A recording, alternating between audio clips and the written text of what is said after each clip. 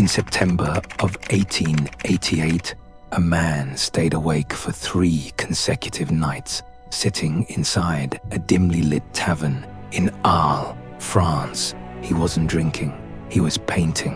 When he finished, he sent a letter to his brother with a chilling confession. I have tried to express the terrible passions of humanity by means of red and green. It is a place where one can ruin oneself, run mad, or commit a crime.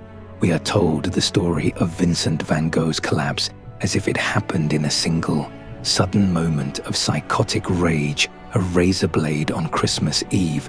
But that is not true, because weeks before he cut off his own ear, Vincent left us a crime scene, a canvas engineered not to capture reality, but to induce terror. Today, we step inside the Night Café and reveal the single painting that documented the exact moment Van Gogh realized his mind was breaking. To understand the nightmare, we have to start with the dream. Vincent had come to the south of France, running from the crushing pressure of Paris. He bought a small, sunlit house in Arles and painted it bright yellow. Yellow was his color of hope, warmth, brotherhood. He wanted to build an artist sanctuary, a place where creators could live, work, and finally belong. He worked himself to exhaustion to afford it. He painted furiously, day and night. The Red Vineyard captures this relentless labor, the blood-red earth, the straining bodies, the suffocating heat. It would become the only painting Vincent ever sold in his entire lifetime. He begged his friend, the painter Paul Gauguin, to join him. Vincent believed that together they would revolutionize art. Gauguin eventually arrived, but the sanctuary Vincent built did not bring peace. It became a pressure cooker.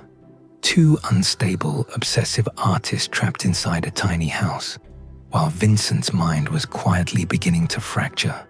And then Vincent stepped out into the night. Look at this room.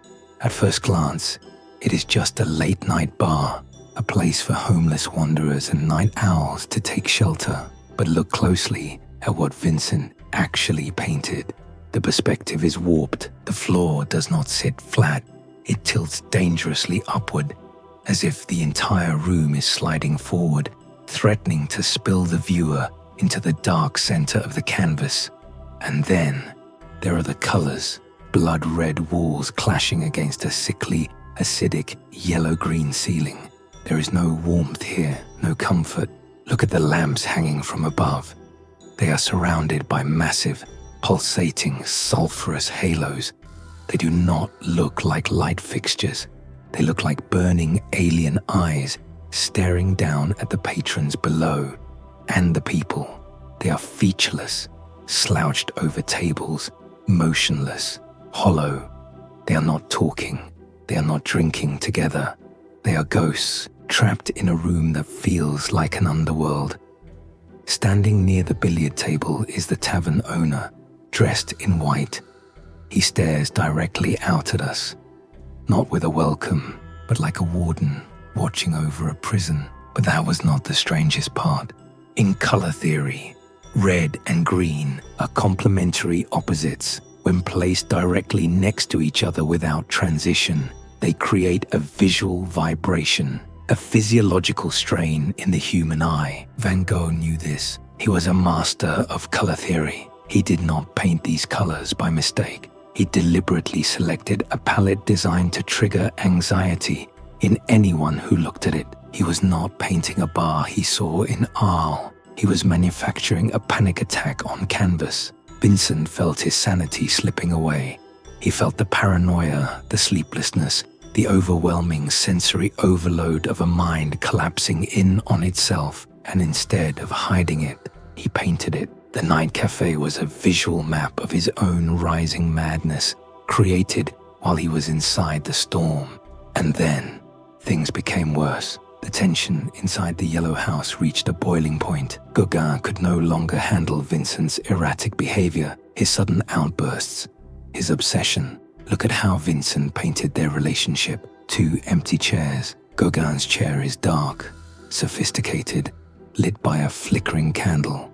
Vincent's chair is simple, rustic, holding an empty pipe. Neither chair has a person sitting in it. They are two minds living in the same house, completely incapable of reaching each other. On December 23rd, 1888, just 3 months after painting the Night Café, the argument finally happened. Gauguin walked out. The dream of the sanctuary died. That night, Vincent took a razor blade to his own ear. The act shocked the world, but hidden inside his paintings was a far more unsettling truth. The blade was just the physical end of a collapse that had already happened weeks before on canvas.